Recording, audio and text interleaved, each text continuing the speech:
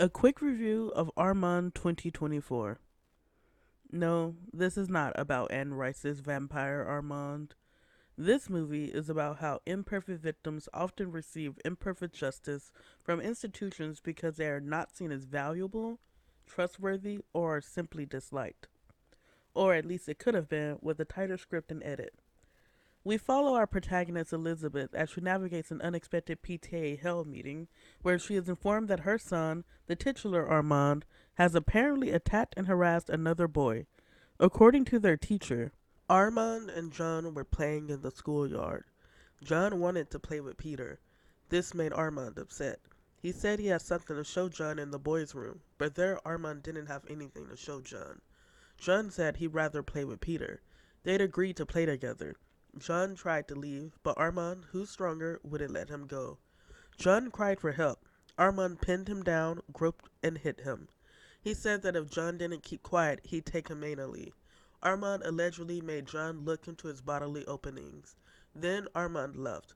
An employee found John crying in the boys' room with a scratch in his face and his pants off. This is how he became aware of this incident. So, this incident, as recounted from their teacher Suna, is admittedly disturbing. Now that we're deep enough into the video to be past YouTube censor bots, I think I can be direct. This movie centers around an alleged sexual assault by one 6-year-old boy on another. The movie makes it clear that the narrative given to Elizabeth is suspect from the start. Literally. The opening scene is the principal and an HR lady not so subtly pressuring Suna into doing whatever she has to do to have an alleged assault blow over. The school is incompetent and does not care about getting the truth. That's why when Sarah, John's mom, and Elizabeth's op, blatantly changes the account from John just having a scratch to being covered in bruises in the first meeting, I wasn't surprised.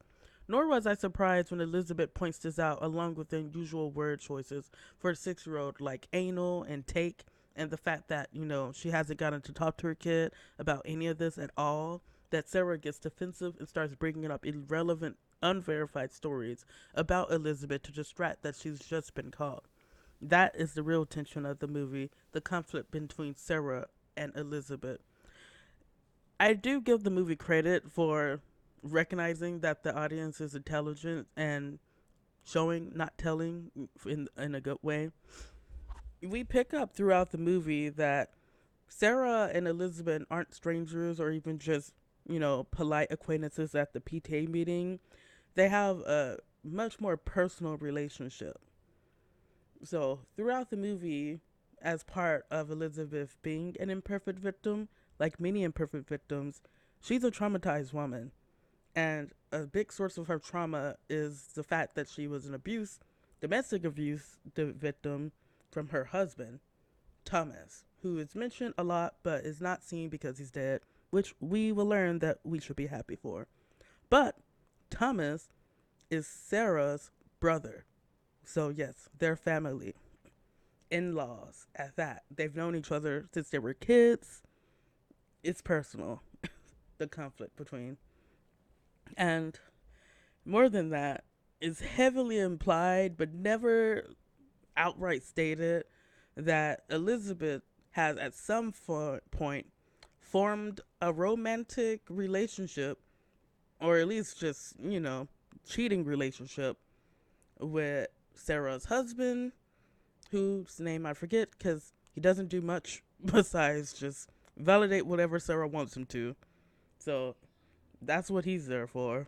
But they're fucking. Or at least have at some point.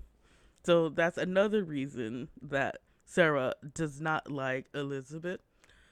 But the main reason she dislikes Elizabeth is because she erroneously attributes her brother's death to Elizabeth. So I'm not going to dispute that Thomas probably killed himself. We learn that Thomas died from a car wreck, but it's the kind of situation where he like deliberately ran into a tree, to kill himself that way. And Sarah has always blamed Elizabeth for him killing himself. She never ever acknowledges that Thomas was beating up on Elizabeth The biggest letdown of the movie, to me, is the final third act. To be direct, I did not like it at all. The movie muddles its ending by trying to tie up loose plot threads that were never meaningfully explored, like the other parents having a parasocial relationship with Elizabeth and consuming her in a cuddle pal orgy out of nowhere. Yes, that happens, and it's an excruciating long scene. Literally, I think it was like 3 or 4 minutes. It felt even longer in theaters. I hated it. This scene is honestly the worst of the movie, and I rolled my eyes when watching. It doesn't give anything, and it just is a waste of time. The consuming actors were clearly instructed to hold back their munching attacks on Elizabeth, so it seemed that if acted viciously, could have at least been satisfying in a body horror type of way, just falls completely flat. It feels amateurish, really, which is disappointing when it's preceded by the movie's best sequence and reveal. So, cinematically, this sequence is my favorite, definitely, in the movie. After being informed that the school is basically going to take her child away from her because they think she's crazy, Elizabeth hunts the halls, just, sort of in a state of shock. And it's actually a really good scene where we get this cool sort of hallway stretch moment where it just gets longer and longer as she just stays in place. And I really enjoy that, especially because after she's being creepy in the hallway, she ends up in an orchestra room, and we see a kid playing the cello. And because they never show us a picture of Armand, I think it's meant to be imply that this is Armand or represents him, especially because he has a little earring on. I'm like, okay, that's the little gay kid. That's her kid. So that's our Armand. So she watches this kid play cello, and it's just like, oh, it's this polite boy who's 6. That's the Armand we've heard all this talk about as some terrifying pervert when he's just a little cellist who will probably grow up to be gay.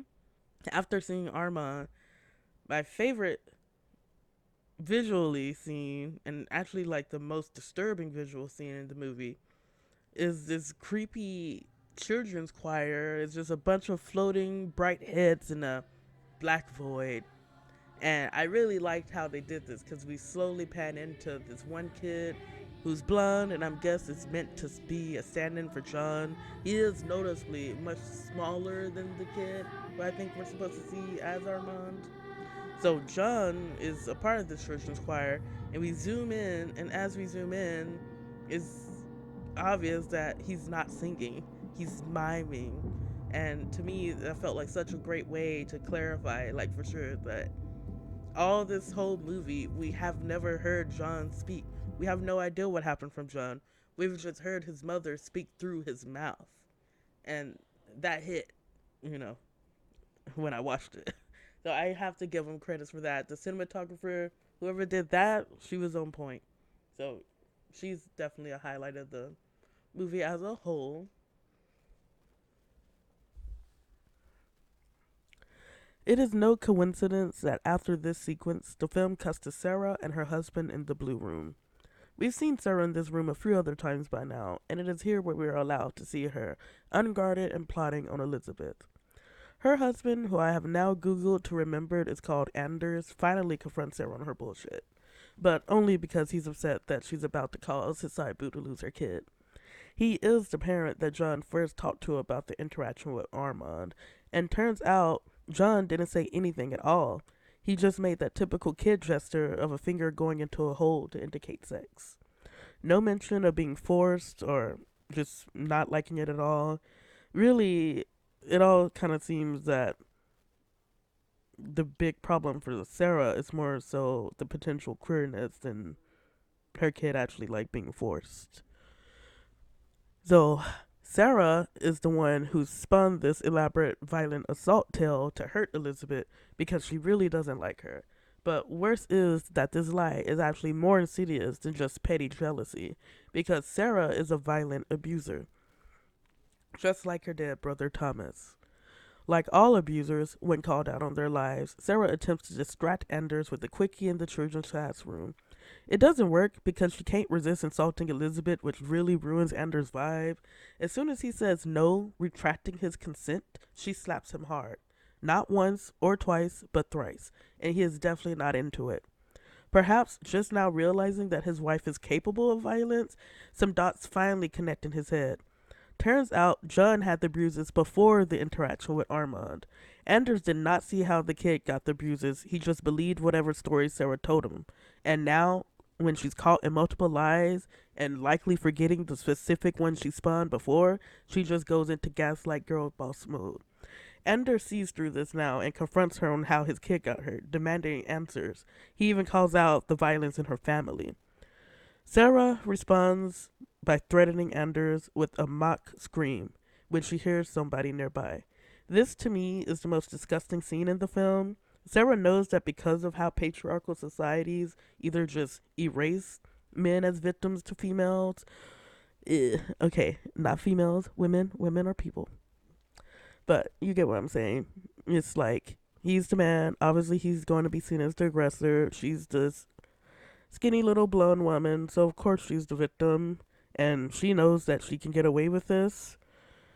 Anyone who would stumble upon them in that room would just believe whatever she said. I really do wish that the movie had committed to focusing on this. It could have been an easy 4 out of 5 if it did, but right now, with a clear focus just being lost to artsy provocative scenes that failed, like the cuddle orgy, and I didn't even go into the 4 minutes of laughter that Elizabeth does at the most inappropriate time. Det kan vara hänsiktsmässigt att prata med klassen. Alltså, vad kan vi göra istället för att slåss?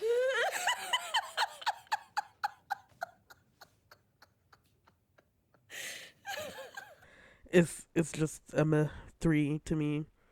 But I mean, I do think it could be worth the watch just for the lead alone, Renate Reinsve. She's been getting a lot of praise for this performance and also because of her performance in The Worst Person in the World, which I have seen, and it's a much better film than this one. So I do think it's worth watching because we're definitely going to see her in more films in the future, at least Norwegian ones. But yeah, overall for me, 3 out of 5. Watch it if you can, if it's free, if it's on Netflix. But you don't gotta go out your way for it. Those are my thoughts. Thank you for watching. So long, farewell, peace.